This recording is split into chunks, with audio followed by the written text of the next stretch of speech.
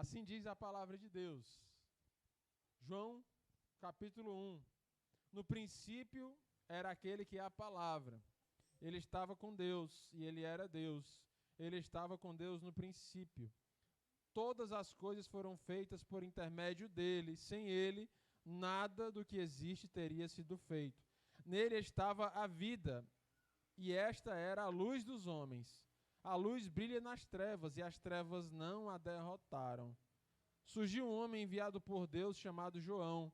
Ele veio como testemunha para testificar acerca da luz, a fim de que por meio dele todos os homens crescem. Aleluia. Esse texto, meus irmãos, ele é escrito numa cidade chamada Éfeso. João morava em Éfeso quando escreveu esse texto. A cidade de Éfeso é uma cidade muito importante na Bíblia. É uma cidade que era a capital da Ásia Menor.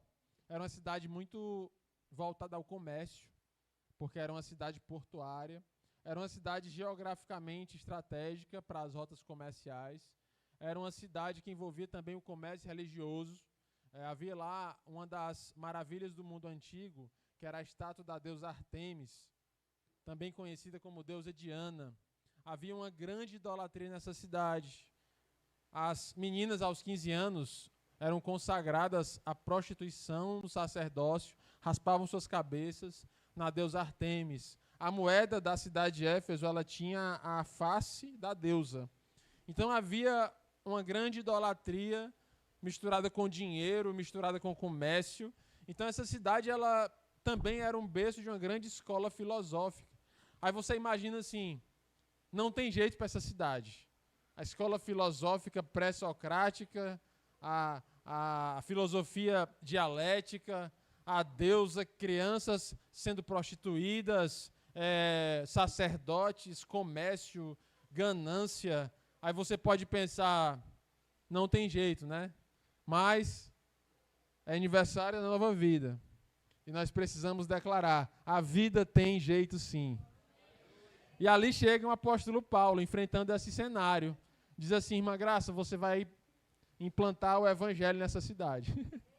Timóteo, você vai plantar uma igreja ali nessa cidade. Então Paulo quase foi morto. Ele começou a pregar o evangelho, e o evangelho, ele simplesmente era contrário a tudo o que era pregado ali, filosoficamente, socialmente, eticamente. O evangelho era contra tudo, e Paulo não teve medo, ele começou a pregar. Chegou uma hora da pregação de Paulo que os sacerdotes se juntam e vão matar Paulo, os sacerdotes da deusa Ártemis, ou Diana, vão matar Paulo. E aí um homem lá se levanta, salva Paulo, o evangelho começa a crescer. A Bíblia diz que Paulo passa 3 anos nessa cidade. Depois você pode ler o capítulo 19 do livro de Atos, Paulo em Éfeso. Depois você pode ler o livro 1 Timóteo, quando no começo do livro, Paulo diz a Timóteo, importa a mim que você permaneça em Éfeso. Paulo entrega o pastoreio da igreja de Éfeso a Timóteo. Depois Paulo já está indo na sua última viagem da sua vida para Roma. E ele, lá em Mileto, ele manda se chamar os presbíteros. Eita, já tem presbítero, né? Já tinha liderança, já tinha gente. Chama os presbíteros. Paulo dá um lindo puxão de orelha. Você vai ler isso lá em Atos, capítulo 25 para 26. E aí, em 2 Timóteo, Paulo se refere também à igreja de Éfeso. E quem morou lá também, João, escreve a carta apocalíptica à igreja de Éfeso. Olha que cidade interessante. João mora em Éfeso, escreve o evangelho de João na cidade de Éfeso. E a gente, para entender melhor esse princípio, no princípio era o verbo, e o verbo estava com Deus, e o verbo era Deus. Porque havia uma corrente filosófica na cidade de Éfeso, da escola de Heráclito. Quem aqui já fez faculdade, provavelmente nos primeiros semestres, já ouviu falar muito de Heráclito. É o pai da dialética, é um dos grandes expoentes da filosofia antes de Sócrates, pré-socrática. E havia um grande pensamento em Éfeso que dizia assim, ó, o mundo que nós vivemos, ele é criado por seres não absolutos, ou seja, são seres mortais. Mas a filosofia de Éfeso dizia, para que existam seres mortais, é preciso que exista um ser, uma divindade imortal, que cria aquilo que é mortal. alguém que é absoluto, que cria alguém que não é absoluto. Eles diziam, o Logos é a comunicação entre o imortal e o mortal. Eles pregavam que havia o Logos, e esse Logos era a palavra da divindade que criava as suas criaturas. E aí João olha para essa situação e coloca a escola de Heráclito de joelho, quando ele diz, o verbo era Deus, e o verbo estava com Deus, e o Logos é Jesus, e Jesus é Deus. O Logos não é o meio do caminho, o Logos é tudo, e sem ele nada do que foi feito poderia ser feito.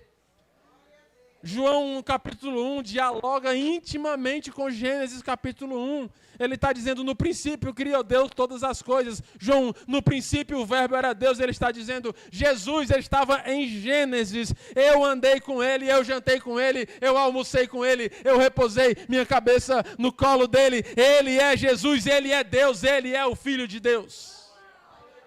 Esse anúncio é muito corajoso, meus irmãos, porque ele anuncia isso com muita veemência diante de homens que perseguiam o Evangelho.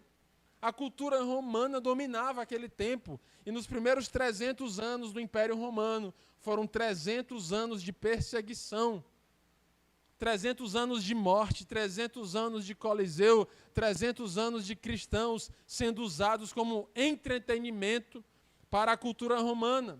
E ele pega a sua pena e escreve, Jesus, esse mesmo que vocês mataram, é Deus. Ele não só é o Filho de Deus, ele é Deus. Ele é o Verbo. E o Verbo é aquilo que não se pode ver, mas se pode sentir os seus efeitos. Sem ele, nada do que vocês estão vendo, diz João, poderia existir. E eu digo para você, Nova Vida, para você, igreja, sem ele, nada do que você vê poderia existir. Porque Jesus é tudo. Jesus é o princípio de tudo. Jesus é Deus. Jesus é o Filho de Deus. E aí quando ele põe essa verdade assim, olha, como que no outdoor, ele diz, e surgiu um homem chamado João, aqui no versículo 7, versículos 6 e 7. Ele está dizendo assim, olha, eu já disse o principal, agora sim eu posso começar a história. Agora sim eu posso falar de João Batista, mas primeiro eu precisava falar que João Batista não estava anunciando um personagem, não estava anunciando um ser qualquer. João Batista estava anunciando o próprio Deus em forma humana. E esse Deus é a palavra, esse Deus é a comunicação, e esse Deus está aqui nesse lugar, nessa noite. Nós sentimos a presença desse Deus. Essa igreja é para a glória desse Deus. Essa igreja é em louvor ao nome do Senhor Jesus e a sua palavra. Feliz aniversário, Nova Vida. Nós estamos há 23 anos exaltando o nome de Jesus. João disse, eu o conheço, eu andei com ele. E aqui ele destaca duas formas principais de Jesus, para a gente entrar aqui no miolo da palavra. A primeira, ele diz, ele é a palavra. Essa palavra que não se pode ver. Você já viu uma palavra? Não, você fala a palavra, você ouve a palavra, você não vê a palavra. No entanto, a palavra de Jesus, ela causa efeitos, e esses efeitos são visíveis. Você quer ver o efeito da palavra? Olhe para o seu lado.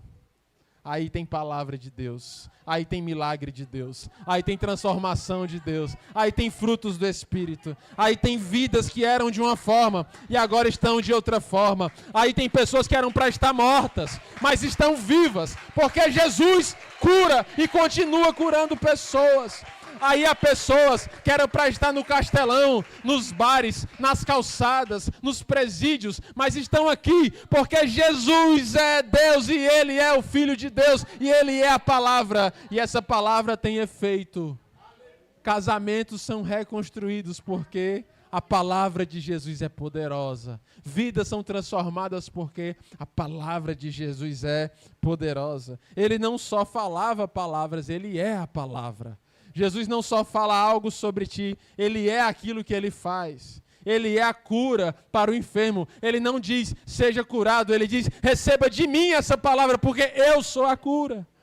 Jesus, na vida de Lázaro, disse, ressuscita Lázaro, porque Ele é a vida.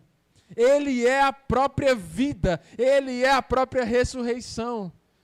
João, ele diz para nós e diz para toda a escola filosófica de Heráclito, que era a bandeira ideológica do seu tempo, nós também precisamos nos levantar como igreja contra as bandeiras ideológicas do nosso tempo, dizendo: Jesus Cristo é o caminho, a verdade e a vida. A boa notícia é que nós não precisamos criar nada novo. A boa notícia é que os inimigos mudam, as ideologias mudam, as coisas do mundo mudam, mas a nossa pregação é a mesma de João. Jesus Cristo é o Verbo é Deus, o Verbo estava com Deus. Nada que nós vemos poderia ser feito se não for por Ele. Jesus Cristo é o caminho, a verdade e a vida. A verdade é a mesma, a doença muda, o remédio é o mesmo. O remédio é o mesmo. Para Lázaro, ele é a vida, e ele diz: haja vida, porque ele é a vida. Ele diz: haja luz, porque ele é a luz. Para o enfermo, ele diz: haja saúde, porque ele é a saúde. Para a mulher hemorrágica, ele curou a hemorragia. No cego, ele deu a visão. No surdo, ele deu a audição. Para o endemoniado, ele liberta, porque ele é a libertação. E aqueles que se aproximam dele são livres. Livres do mal, livres da escravidão, livres das prisões. Ei, se você está aflito, Jesus Cristo é a tua paz. Ele não só te dá paz, Ele é a paz. Ele é o príncipe dessa paz. Ele é aquele que é o embaixador da paz. Onde Jesus está, a paz. Acalma-te vento, acalma-te mar. Jesus está no barco. Nós podemos celebrar isso. O aniversário é um tempo de olhar para trás e olhar para frente. Estamos aqui nessa quarta-feira celebrando o aniversário da nossa família, da nossa comunidade. E aqui não é só o aniversário de um ou de outro, é o aniversário da família Nova Vida. E aniversário é um tempo de olhar para trás. Você pode aí dizer, alguém, eu quero que digam mesmo, por favor, vamos participar dessa palavra. Você pode dizer, olhando para trás, momentos em que a palavra de Deus causou efeito na sua vida. Qual foi a palavra de Deus? Na vida da Melissa, recém-batizada, houve uma palavra de Jesus dizendo: haja vida. Tubo, UTI, anestésico, ventilação mecânica, pneumonia, tomografia, haja vida, haja vida, haja vida de Deus. Você pode olhar para trás, diga aí, que palavra de Deus esteve sobre ti no passado? Haja luz. Para aquele que andava em trevas, há uma palavra de Deus que há luz. O que mais? Na tua vida, um testemunho pessoal. Não precisa contar o testemunho, mas há uma palavra de Deus que mudou a tua história. Haja libertação. Seja livre em nome de Jesus, porque Ele subiu e levou cativo o cativeiro e deu vida aos homens. Ele não só quebra as algemas, Ele levou as algemas cativas. E agora aquele que nele crê é livre, porque o escrito da culpa, a condenação, foi rasgada na cruz do Calvário. E hoje nós temos vida e liberdade. Haja cura. Haja cura, cego, surdo, mudo, sangrante, hemorrágico, haja a cura de Jesus sobre a sua vida. Quem mais? Haja salvação. Essa é a maior de todas, porque a cura vem e um dia esse corpo padecerá ou será feito pó no arrebatamento. Mas a salvação, ela garante em nós uma união com o eterno, eternamente. Uma união perfeita. Muito bem, Arthur. Haja salvação. Sobre a tua vida, há uma palavra de Deus que diz: haja renovo. Haja renovo. Haja renovo. Jesus, ele pregou muito renovo, ali no meio daqueles homens como Nicodemos, aqueles homens tão cheios da religiosidade judaica, israelense. Havia necessidade de um renovo, e Jesus é o renovo. Jesus é o pão da vida que desceu do céu. Jesus é as águas que brotam dentro da gente, levando vida por onde essas águas passam. Mas aniversário não é só olhar para trás. Aniversário é também olhar para frente, sabendo que há palavras de Deus que aguardam o futuro dessa igreja. Há palavras de Deus que estão anunciadas para os nossos próximos anos. E eu quero agora exercitar a sua fé profética. Você pode dizer uma palavra de Deus que você espera que aconteça na sua igreja, na sua família, na sua vida. Daqui para frente, haja serviço a Deus na casa da irmã Graça, em nome de Jesus. Haja o que mais?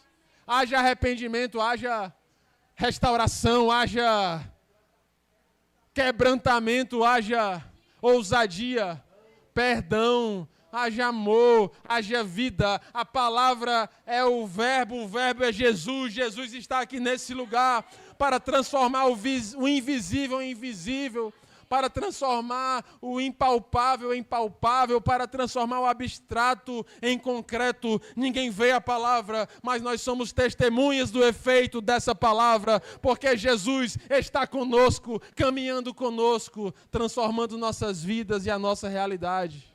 Ele é Jesus. Ele é Jesus. Esse Jesus apresentado por João, esse Jesus apresentado pela igreja do Senhor, Ele é Jesus. Daqui a um ano, nós poderemos estar testemunhando o cumprimento dessas palavras. O irmão poderá vir testemunhar o perdão, a irmã Graça poderá testemunhar o serviço do evangelho na sua casa. Os irmãos que falaram em restauração, quebrantamento, vão poder testemunhar a palavra profética, a palavra dada, a palavra que é Jesus. Em segundo e último lugar, João apresenta Jesus como a vida em forma de luz. A vida que aquece, a vida que ilumina, a luz que revela, que mostra o oculto e o escondido. Ele é a luz. No obscuro, dos cantinhos escuros das filosofias de Heráclito. O homem do rio que dizia, um homem não pode tomar banho 2 vezes no mesmo rio, porque o rio não é mais o mesmo e também o homem não é. Oh, que coisa! Era o que eles viviam, era o que eles escreviam nas paredes, nos livros. Mas João está dizendo, essa filosofia, ela deixa uma série de escuridão, mas Jesus é a luz perfeita e as trevas não podem resistir a essa luz. As trevas não derrotam a luz. E aqui eu quero contar um pequeno testemunho que aconteceu com a Madinha, mas eu sei que ela vai vir contar o completo, então eu vou contar só a sinopse. A gente estava ali descansando no final de semana, na Praia da Baleia. E aí eu estava estudando, era meia-noite e tanto, quando de repente um alvoroço, a Madinha estava passando mal. Sentindo-se mal.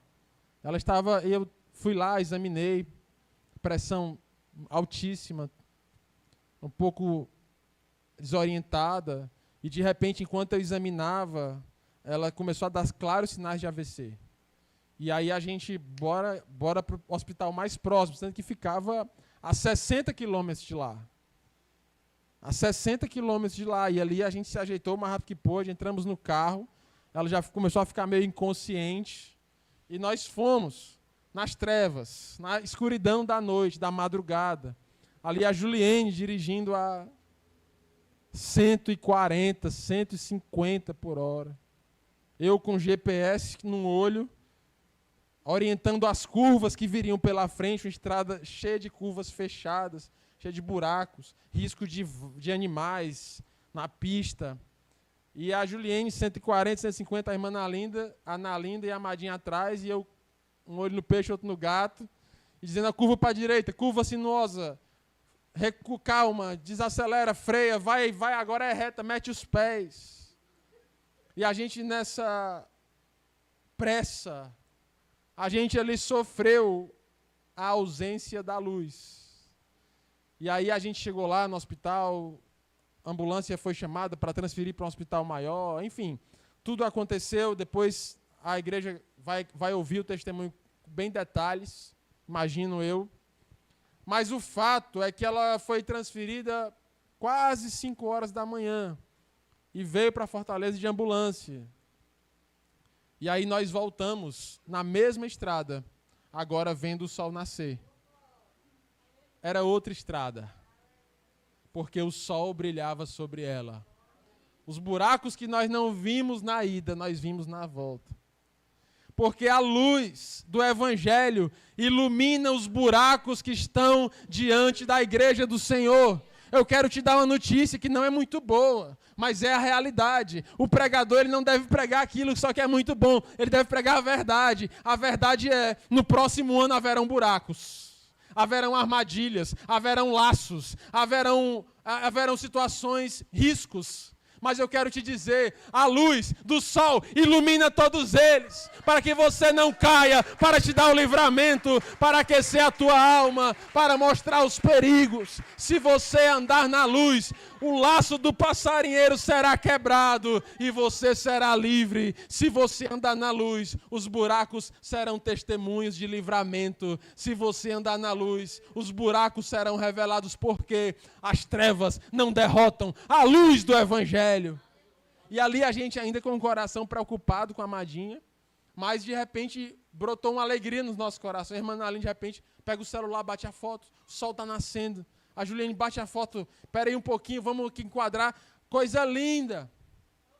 Os pássaros cantando, os gaviões na estrada, nas árvores, o sol brilhando, o mar lá no fundo da tela, com as dunas, o sol nascendo. Coisa linda de Deus, porque o sol nasce para aquecer as nossas vidas. João está dizendo, a cidade de Éfeso está tomada de trevas. A cidade de Éfeso tem meninas de 15 anos sendo prostituídas de cabeças raspadas pelos seus próprios pais. A figura que era para proteger as filhas estavam entregando aos lobos. A cidade de Éfeso tinha na sua moeda a imagem idólatra. A cidade de Éfeso sofria da filosofia mundana que afastava o homem de Deus e aproximava o homem da sua vaidade e do seu próprio orgulho. Mas ele está dizendo, a esperança, a luz do Evangelho derrota as trevas. Os buracos de Éfeso são iluminados pelo sol da justiça,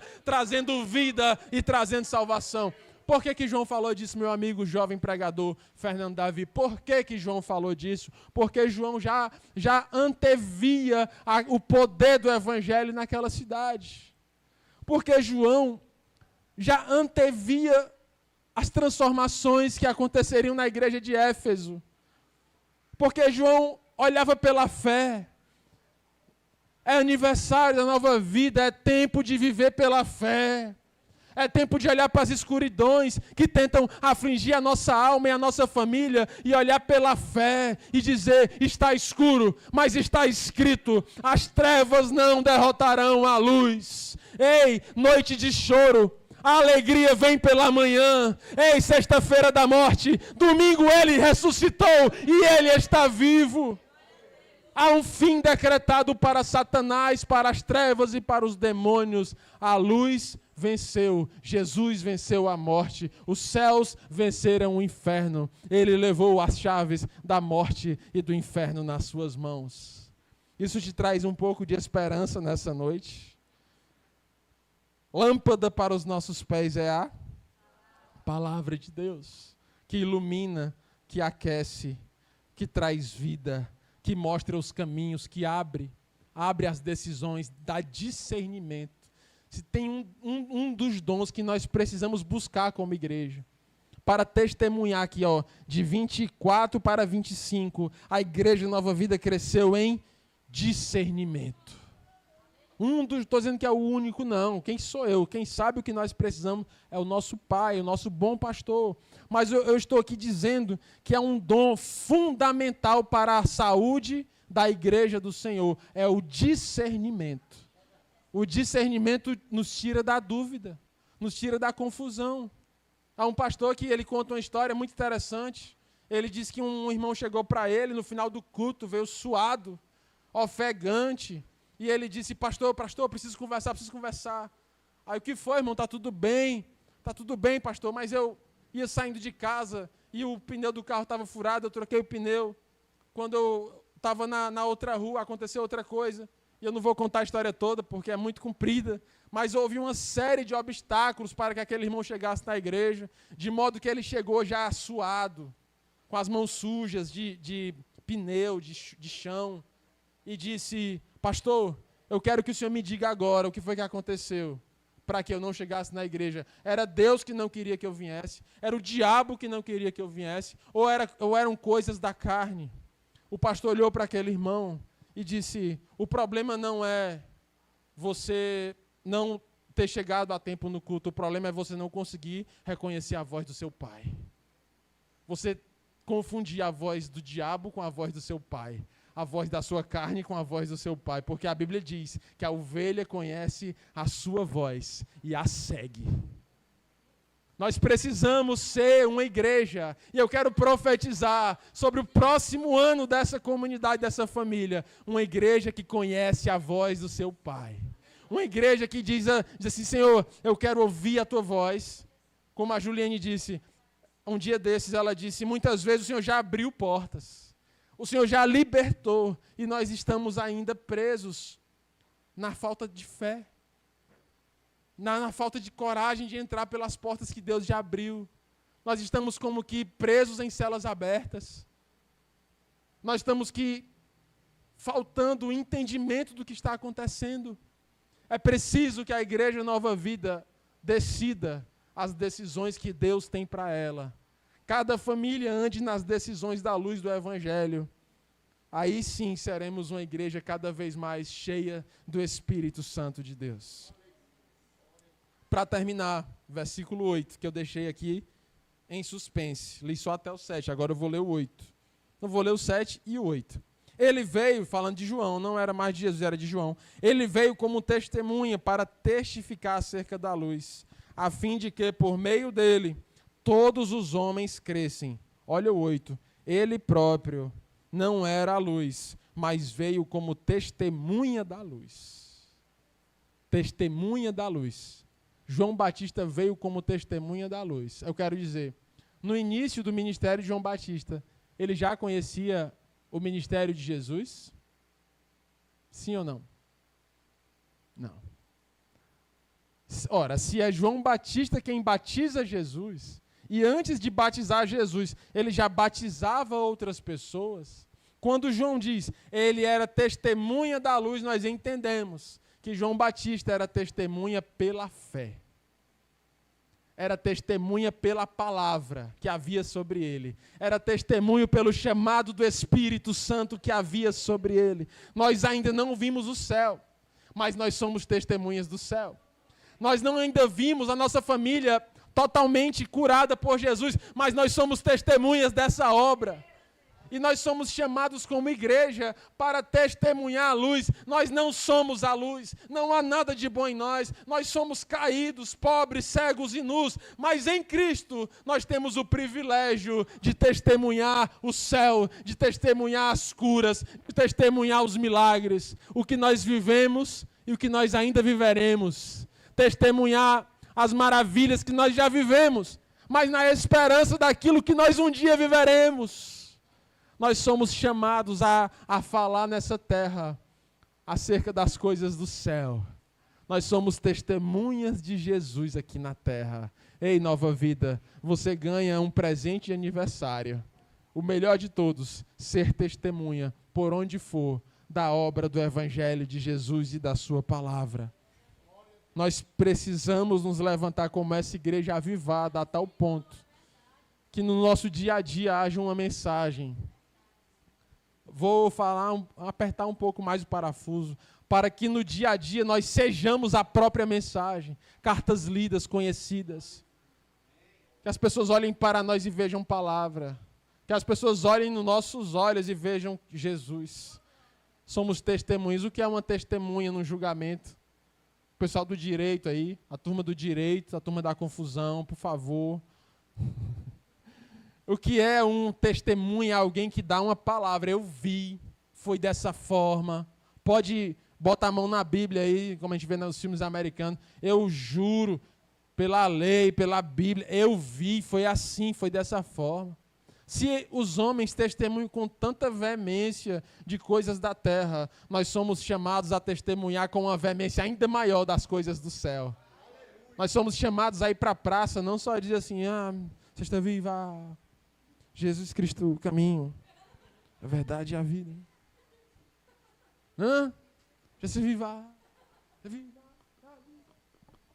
É sexta viva! Jesus Cristo é o caminho, a verdade e a vida. Ninguém vai ao Pai a não ser por Ele. O mundo está perdido no pecado, mas Jesus é aquele que tira da lama do pecado e leva até o céu. Jesus Cristo é a salvação. Jesus Cristo é a vida em nós. Nós somos curados, transformados, lavados e remidos por esse sangue carmesim. Jesus Cristo. Fique de pé nessa noite. Feliz aniversário, Nova Vida. Eu acordei 4 pessoas com esse grito. Se tiver alguém com arritmia, por favor. Eu atendo já, deixa eu só orar. Eu cuido já de você. Se o teu coração pulou, irmão, atenolol 25 miligramas. Se a pressão subiu, captopril. É isso, nós precisamos ser essa pessoa como a irmã Graça que estava aqui no louvor. Não cabia nela. O Evangelho nos leva a um lugar onde nós não cabemos em nós mesmos. É uma alegria maior do que o problema. É uma força maior do que a fraqueza. É uma saúde maior do que a enfermidade. É uma energia maior do que o cansaço. É algo que nos move, que nos comove, que nos leva a um lugar mais alto. O Evangelho é essa palavra pregada com alegria. O Evangelho significa boas novas. O Evangelho significa uma boa notícia. Ninguém dá uma boa notícia assim, tu viu? Recebi um aumento, fui promovido. Tirando o Wesley. O Wesley é assim. O Wesley eu conheço desde menino. O Wesley é assim. Cara, aconteceu uma coisa muito boa. Foi mesmo e tu tá com essa alegria todinha aí. Ele vai contar as bênçãos que Deus faz, rapaz. Aconteceu uma bênção, então eu queria testemunhar. Pois dá um sorriso, macho. Mas eu deixo ele com as coisinhas dele, né? O jeitinho. É o jeito dele. Cada pessoa tem seu jeito. Mas eu quero dizer que boa notícia deve ser dada com alegria. E não há notícia melhor do que Jesus Cristo, o Evangelho, a palavra de transformação. Não há alegria maior do que a verdade do Evangelho transformando vidas. E eu quero, nessa noite, levantar uma oração especial nesse culto de oração. Eu quero orar, primeiramente, agradecendo pelo que Deus já fez.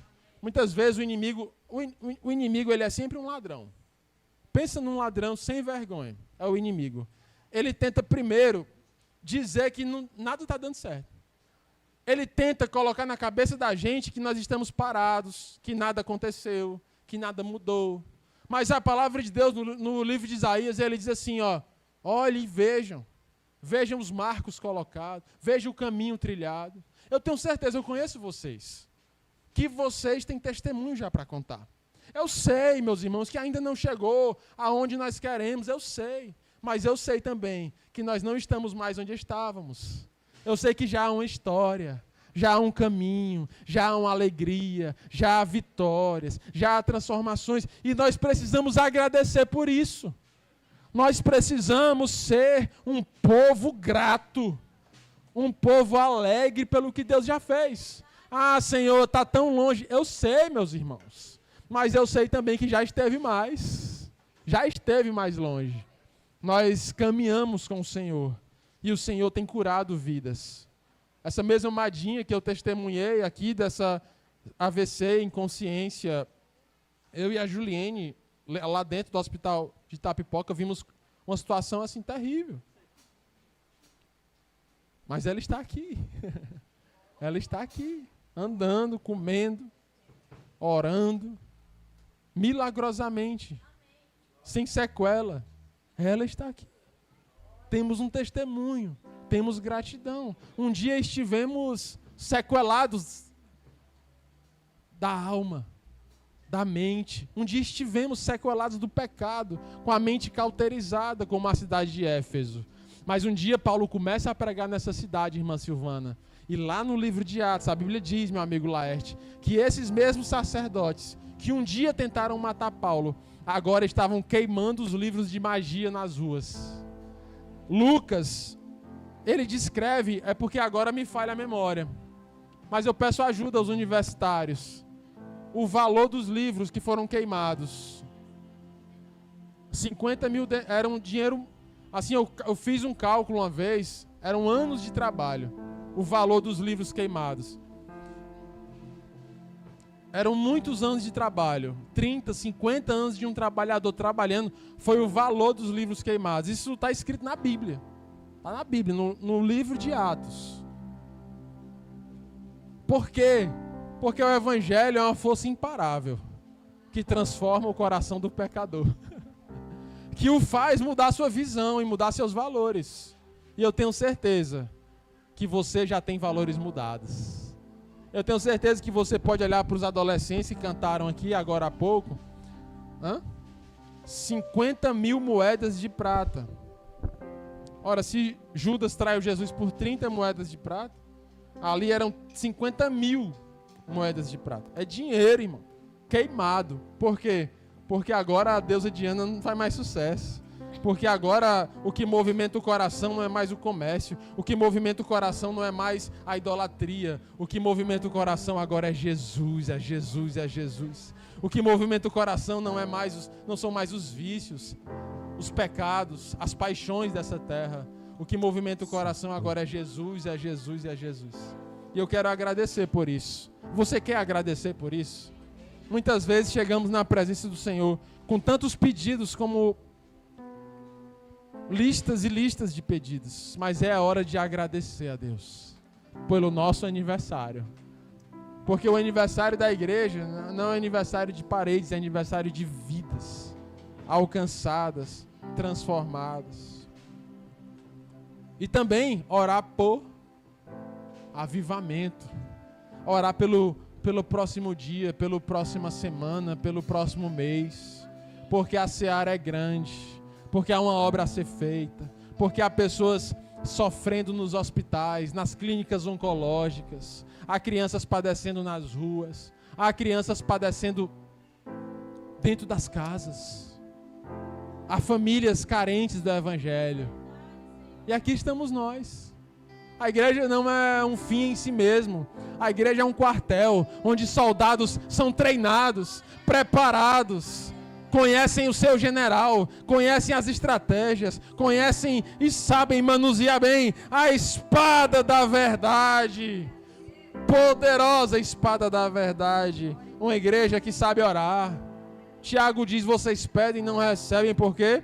Não sabe pedir, pede mal. É igual um menino que tem tudo para ganhar as coisas, mas não sabe pedir. Tem tudo para ganhar o favor do pai e da mãe, mas não sabe pedir. O pai diz: vai primeiro aprender a pedir, depois eu te dou. Da mesma forma, nós somos uma igreja que precisa aprender a pedir. Precisa aprender a andar no caminho da humildade. No caminho do desce, dispõe-te à casa do oleiro. Te abaixa, te abaixa. A Bíblia fala de muitas figuras altas, lugares altos, Jerusalém no monte alto, o monte dos 10 mandamentos é um monte alto, mas tem hora também que a Bíblia manda descer, a Bíblia manda se abaixar para passar na porta das ovelhas. Jesus disse: eu sou a porta das ovelhas, uma porta de 90 centímetros de altura, não dá para passar em pé, se baixa, desce, para aprender a pedir. Ah, Deus.